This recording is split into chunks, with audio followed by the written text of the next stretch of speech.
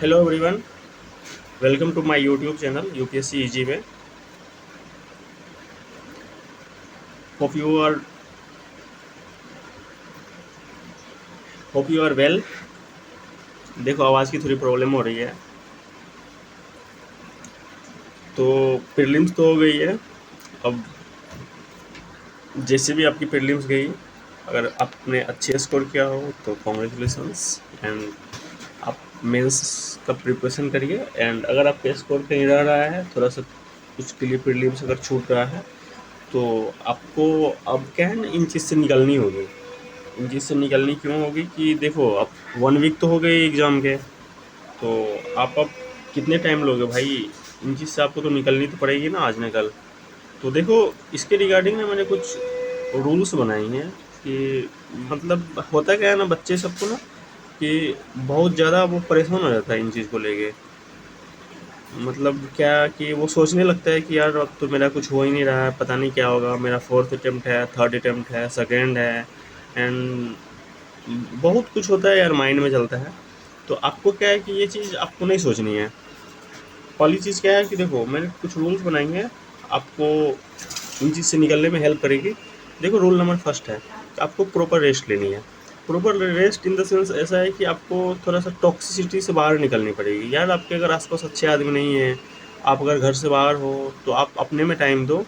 ठीक है, अपने में टाइम दो और फिर आप रेस्ट करो। ठीक है, तो उससे क्या होगा कि आपका ना एक बॉडी ना रिचार्ज होगा। ठीक है, उसके बाद क्या है कि आपका सबसे जो आपको फर्स्ट प्रायोरिटी होनी चाहिए, आपको अपने न्यूट्रिशन लेवल को इंक्रीज़ करनी है। न्यूट्रिशन लेवल को इंक्रीज़ करनी है, लाइक आपको अच्छी अच्छी खानी है। न्यूट्रिशन का थोड़ा सा ध्यान रखनी है।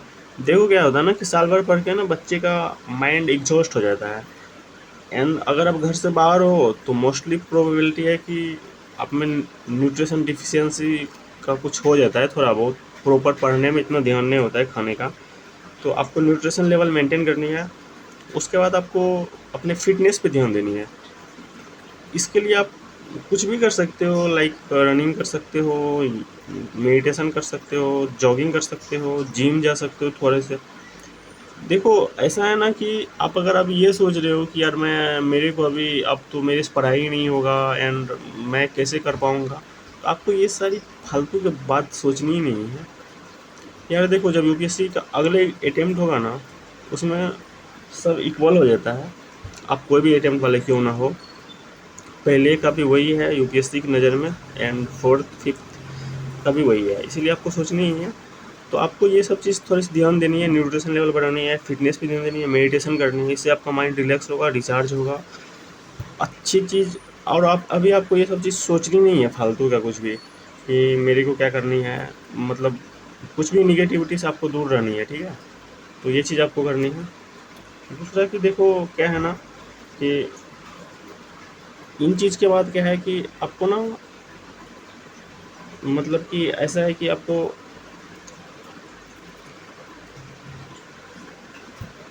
बैक टू बेसिक्स पे जानी है। बैक टू बेसिक्स क्या है ना कि धीरे धीरे आपको जानी है। मतलब देखो, आप बहुत ज़्यादा टाइम तो यूपीएससी में होता नहीं है कि यार कि आप चलो ठीक है 4 मंथ मज़े कर लिए, फिर उसके बाद आऊँगा एंड फिर प्रिपरेशन करूँगा। तो ऐसे कुछ नहीं है, आपको जल्दी आनी है। और उसके लिए आपका क्या है कि देखो, आप पहले ना एग्ज़ाम के जो पेपर हुए हैं उसको आप एनालाइज करना पड़ेगा। क्योंकि देखो कि अगर आप उसको नहीं करोगे तो आपको पता ही नहीं चलेगा कि मैंने क्या मिस्टेक किया है। तो जो 1 ईयर्स का प्रिपरेशन था आपका, 23 to 24, इसमें आप एनालाइज करनी है कि मैंने क्या मिस्टेक करा है इसमें। और फिर उसका ना आपको एक प्रॉपर लिस्ट बनानी है। और इसमें कोई शर्म की बात नहीं है कि आपका ये कुछ नहीं नहीं नहीं, आप पूरा प्रॉपर लिस्ट बनाओ और उसको आपको सामने रखनी है। एंड आपको ना ओथ लेनी है उससे कि मेरे को ना पूरा 1 ईयर ये चीज़ तो नहीं करनी है जो मैंने अभी करा है। तो आपको ये चीज़ है, ठीक है, आपको ये करनी पड़ेगी। आप पे ट्रस्ट करो, आपको इससे ना बहुत बेनिफिट होगा। देखो यार, गलती सब करता है, ठीक है, उसमें दिक्कत नहीं है। बट अगर आप गलती से सीखोगे नहीं तो उसमें दिक्कत है। ठीक है, तो आपको वो चीज़ रिपीट नहीं करनी है जो आपने करा है। ठीक है, तो ये चीज़ करनी है। जो थर्ड रूल है मेरा, देखो उसमें आपको क्या करनी है कि आपको ना प्रॉपर 1 ईयर्स का प्लान बनानी है कि आप किस टाइम पे क्या करनी है आपका, प्रॉपर बनो यार, प्रॉपर। देखो जनरली सब कोई ना अक्टूबर नवंबर तक मेंस का करता है, आपको भी वही करना है। उसके बाद प्रीलिम्स का करता है, ठीक है, आप भी वही करो। और फिर आपको पूरा प्रॉपर बनाओ। आप एक बार एनालाइज जब पेपर को करोगे, उसके बाद आपको ये रियलाइज़ होगा किस सब्जेक्ट में मेरा कितना क्या रहा है। अगर आपने इकोनॉमी अच्छे से नहीं पढ़ा है तो आप मतलब अभी जब स्टार्ट करोगे तो आप सबसे पहले ना प्रायोरिटी लिस्ट में वो रखो, वो पेपर को कंप्लीट करना है। और अगर आपका मेंस अभी है तो फिर आप अपने हिसाब से कर लो कि आपका अभी तक कहाँ पे हुआ है। क्योंकि अगर आप मेंस दे रहे हो तो आपको अभी आपने अभी जस्ट प्रीलिम्स का पढ़ा हुआ है, तो आप थोड़ा सा जीएस को थोड़ा सा कम कर सकते हो। ऑप्शनल को देना होगा आपको, तो आप वो कर सकते हो। और अगर आपका स्कोर कम है तो अगर प्रीलिम्स के चांसेस थोड़े कम हैं, क्लियरिटी है आप में कि हाँ मतलब कुछ हो रहा है, इधर उधर फंस रहा है, तो फिर आप कोई दिक्कत नहीं है। आप प्रीलिम्स का आपको उस टाइम भी जो है ना मेंस का ही करना है, ठीक है। और फिर एनालाइज करके एक बार देखो आपका पेपर जो है कौन वीक रह गया था, आपको पहले उसको करना है। और फिर इंटीग्रेटेड अप्रोच रखनी है, मतलब प्रीलिम्स और मेंस दोनों का। क्योंकि देखो आपके पास इतने टाइम भी नहीं होंगे कि आप अभी मेंस का करो फिर प्रीलिम्स का करो, ऐसे नहीं होते भाई। इंटीग्रेटेड आपको रखनी है अप्रोच, आपको दोनों का साथ में लेके चलना है। और फिर उससे ही प्रिपरेशन होता है, एंड सारे कोई उसी से करते हैं, ठीक है। आपको वो रखनी है।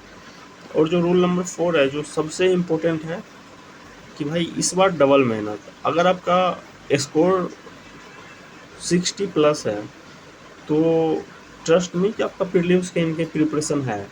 अगर आपका स्कोर 60 से नीचे है तो भाई आपको बहुत पढ़ना पड़ेगा और बहुत ज़्यादा मेहनत करना पड़ेगा।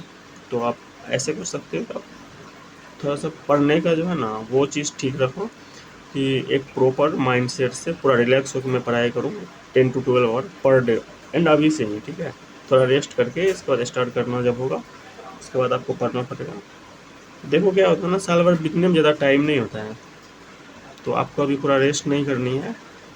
कुछ टाइम रेस्ट करके पूरा रिचार्ज होके फिर से आपको अच्छे से पढ़ना पड़ेगा साल भर। आप जिस भी जगह रह रहे हो, अगर आप दिल्ली में हो तो भी ठीक है, अगर आप दिल्ली से बाहर हो तो भी ठीक है। आप एक 1 ईयर्स का ऐसा प्लान बनाओ, 1 ईयर्स मुझे यहीं रख के पढ़नी है, इधर उधर की बातें में नहीं रहनी है। यार देखो आप इतने अगर 2-3 अटेम्प्ट दे दिए हो तो आपको तो इतने समझ आ गई होगी भाई पेपर में क्या आ रहा है, कैसे पूछता है, कैसे मेरे को डील करनी है। तो इसी तो ये चीज़ आप रखो कि उसके बाद ना आप 1 ईयर्स का रखो एक, कि बस मुझे 1 ईयर्स अच्छे से करनी है, बढ़िया से करनी है जितना हो सके, और आपको करनी है, ठीक है। तो मैं फिर आपके सामने आऊँगा। चलो तब तक के लिए बाय।